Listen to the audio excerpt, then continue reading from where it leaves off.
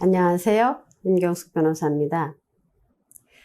오늘은 부부가 이혼할 때 자녀들이 누구 편을 들까요? 그걸 한번 같이 이야기 나눠보겠습니다.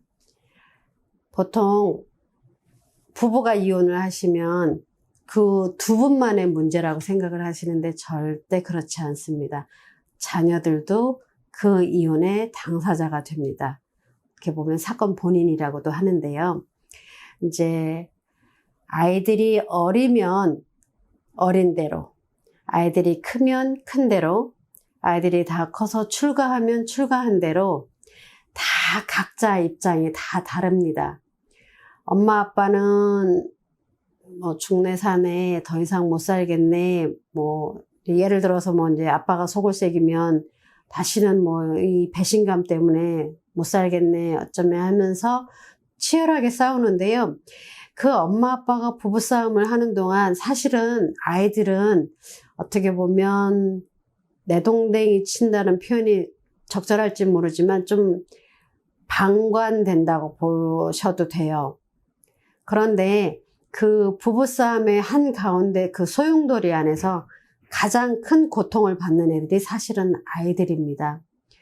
여러분들 오늘도 혹시 부부싸움 하셨다면 어떨까요? 아이들이 없는 데서 좀 싸워주시고, 가능하면 아이들이 있는 데서는 부부싸움 티를 안 내셨으면 좋겠습니다. 어렵지만 한번 노력을 해주셨으면 좋겠습니다.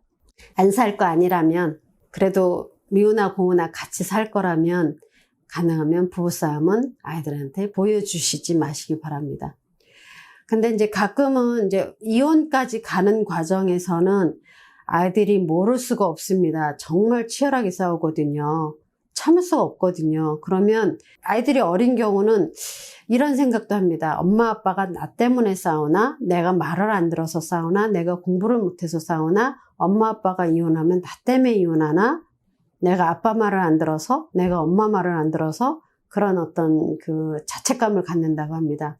그러면 아이들한테 엄청 큰 트라우마가 생기죠. 부모님의 이혼에 자기 책임일 거라는 어떤 죄책감 이런 걸 남겨주기 때문에 나중에 네 탓이 아니야, 너 때문에 그런 게 아니야 라고 얘기를 해준다 하더라도 아이들한테 이미 생긴 상처는 치유가 잘 되지 않습니다.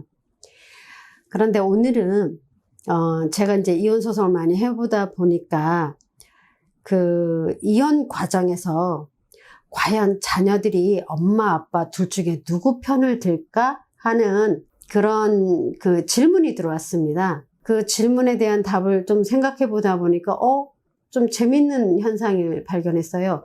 그리고 제가 최근 수원가정법원에서 진행하고 있는 소송 중에 하나는 이 자녀들이 다 컸어요. 아직 결혼은 안 했는데 다 컸는데 엄마 아빠 서로 자녀들을 증인으로 세우는 겁니다.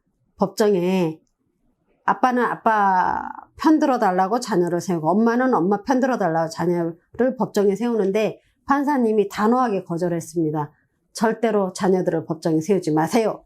그렇게 이제 말씀을 하셨는데 그거와 관련해서 오늘 그 말씀을 드리겠습니다. 아이들이 어리면 적어도 미성년 이하 어리면 주로 자기를 키워주고 자기를 돌봐주는 엄마 편을 듭니다. 그리고 이혼을 하게 되면 엄마 쪽으로 양육권, 친권이 지정될 확률이 높습니다. 물론 이제 아이가 10살 정도 이상 되면 아이한테 물어봅니다. 너 누구랑 살래? 누구하고 같이 있고 싶어? 이렇게 물어보기는 합니다.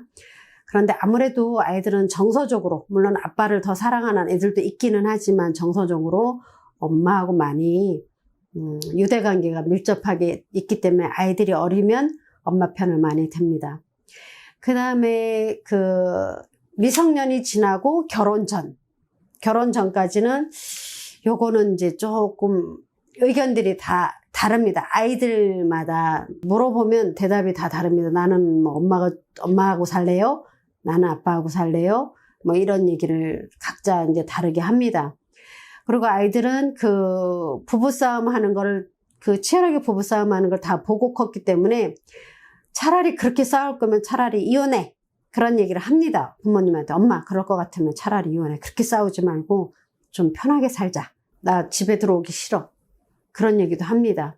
그리고 자녀들이 다 장성을 해서 출가를 해서 따로 나가 살면 그 다음은 이제 달라집니다. 과연 누구 편을 들까요? 아빠 편을 들까요? 엄마 편을 들까요? 정답은 하나 있습니다. 뭘까요? 여러분도 한번 생각해 보세요. 돈 있는 부모 편에 있습니다. 예를 들면 돈이 아빠한테 있으면 아빠 편을 듭니다. 돈이 엄마한테 있으면 엄마 편을 듭니다. 왜냐하면 돈이 나오니까요. 애들도 크면 결국은 돈입니다.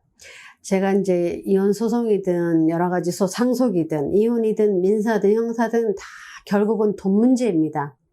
돈 때문에 싸우고 돈 때문에 소송하고 돈 때문에 의리가 결렬되고 돈 때문에 모든 문제가 생깁니다. 결국은 부모 자식 간에도 돈이더라고요. 부모님이 돈 많으면 자식들도 효도를 합니다. 물론 아닌 경우도 있습니다. 제가 일반화하는 건 아니고요. 이제 저희가 이제 소송에 오다 보니까 대략적으로 그런 집안이 많아서 제가 말씀을 드리는데 안 그런 분들도 있죠. 진짜 효자들도 많이 있습니다. 그런 분들까지 제가 같이 싸잡아서 얘기하는 건 아니고요. 부모님이 돈이 없어도 엄청 효녀인 집안도 많이 있습니다. 위에 있고 있는데 이제 법정으로 와서 싸우는 집안들을 보면 보통 그렇더라는 얘기를 말씀드립니다. 이제 부부싸움을 하고 이혼하자 그랬을 때 이제 연세가 있으시고 자녀들이 큰 경우에는 돈 많은 쪽을 편들더라라는 게 저의 의견입니다. 오늘은 그냥 조금 가볍게 여러분들이 이제 이혼 소송할 때 애들은 그럼 어떡하지? 그러면 애들은 어떤 생각을 할까? 과연 애들은 누구 편을 들어줄까 하는 궁금한 점이 있다는 얘기를 제가 질문을 받고 이 부분을 이야기 나눠보았습니다. 자녀들 입장에서는 또 나름대로 이유가 또 따로 있지요.